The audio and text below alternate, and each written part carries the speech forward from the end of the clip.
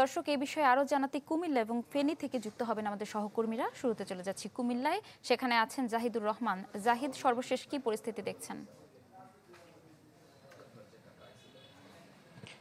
ইপসিতা, কিছুক্ষণ আগে কুমিল্লাস্থ যে 10 বিজিবি রয়েছে সেখানকার অধিনায়ক, তার সাথে আমি কথা বলেছি। তিনি আমাকে যেটুকু বলেছেন যে গতকালকে রাতে যারা বাংলাদেশে পুশিন হয়েছে ভারত থেকে, তাদের বিষয়ে কোম্পানি কমান্ডার পর্যায়ে বৈঠক হয়েছে এবং সেখানে তাদের পক্ষ থেকে এই বিষয়টির প্রতিবাদও জানানো হয়েছে। তো এক্ষেত্রে তারা আমাদেরকে যেটুকু তথ্য জানিয়েছেন যে এই প্রতিবাদের বিষয়টা ছিল যে এইভাবে অবৈধভাবে যেন ভারত থেকে বিএসএফ কর্তৃক পুশিন করা না হয়, সেক্ষেত্রে বৈধ প্রক্রিয়ায় যদি তাদেরকে জানানো হতো তাহলে কিন্তু বিজিবি বিএসএফ আলোচনার মাধ্যমেই কিন্তু বাংলাদেশে তাদেরকে আনা যেত।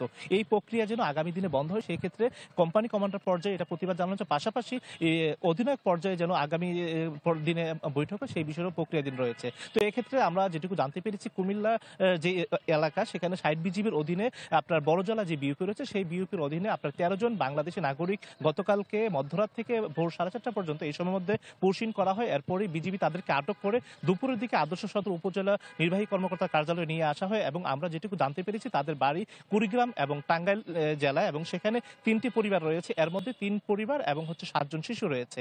তো এই বিষয়টি নিয়ে আমরা উপজেলা নির্বাহী কর্মকর্তা ফাতেমাতুজ জোহরার সাথেও কথা বলেছি। তিনি আমাদেরকে যে তথ্যটুকু জানিয়েছেন যে যেহেতু বিজিবির পক্ষ থেকে তাদেরকে এখানে আনা হয়েছে এবং প্রশাসনিক পর্যায়ে যেহেতু তাদেরকে হস্তান্তর করা হয়েছে, এখন কুড়িগ্রাম এবং টাঙ্গাইল জেলার সেখানে খোঁজ খবর নিয়ে তাদেরকে যাচাই বাছাই শেষে তাদের যারা নিকটাত্মীয় এবং আত্মীয় স্বজন তাদের কাছে হস্তান্তর করা হবে। তো এক্ষেত্রে আমরা আরো জানতে পেরেছি যে এই যারা পুশিন হয়েছে তারা কুড়িগ্রাম এবং টাঙ্গাইল জেলা থেকে বিগত 12 বছর আগে, কেউ 6 বছর আগে ভারতে পাড়ি জমিয়েছিলেন। তাদেরকেই আপনার ভারতের যে হরিয়ানা এলাকা সেখান থেকে আগরতলা এনে গতকালকে রাতে পুশিন করা হয়েছিল। তো এখন আগামী দিনে যেন কুমিল্লা অংশ দিয়ে পুশিন করা না হয় সেই তথ্যটুকু সর্বোচ্চ সতর্ক অবস্থানে রয়েছে বিজিবি।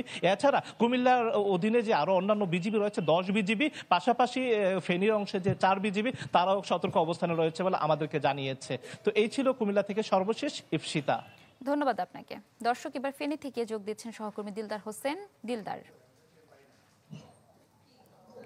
হ্যাঁ স্মিতা, যেমনটি বলেছেন আমাদের কুমিল্লা প্রতিনিধি এই জাহিদ সাহেব, উনি যেটি বলেছেন যে বিজিবি সীমান্ত এলাকা দিয়ে যে ভারত থেকে যে পুশিং করেছে, সে সে হিসাবে আমাদের এখানেও যেহেতু কুমিল্লার একটি অংশ আমাদের ফেনীর 2টি উপজেলা দেখাশোনা করার পাশাপাশি ফেনী 4 বিজিবি এবং কুমিল্লার 10 বিজিবির 2টা বিজিবি মিলে ফেনী সীমান্ত এলাকাগুলো দেখাশোনা করে। এখানে ফেনী সীমান্তের ছাগলনিয়া এবং ফুলগাজী এলাকা দিয়ে 24 জন পুশিং করা হয়েছে ভারত থেকে, এবং পাশাপাশি 10 বিজিবির অধীনে রয়েছেন 15 জন, অর্থাৎ 39 জনকে পুশিং করা হয়েছে, যেগুলা ফুলগাজী এবং ছাগলনাইয়া থানা রয়েছেন। আমরা বিজিবির সাথে কথা বলেছেন, তারা বলেছেন যে ভারতের সাথে তারা কথা বলছেন উচ্চ পর্যায়ে, তারা বিষয়টি জানিয়েছেন।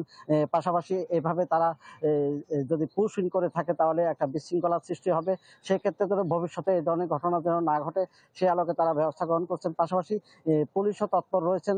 আমরা যেটা জেনেছি যে পুলিশ সুপার কার্যালয়ে ঊর্ধ্বতন তারা কর্মকর্তাদেরকে নিয়ে, পুলিশ সুপার এবং যারা রয়েছেন তাদেরকে নিয়ে তারা আলোচনা করছেন এবং বিষয়টি নিয়েও আলোচনা হচ্ছে।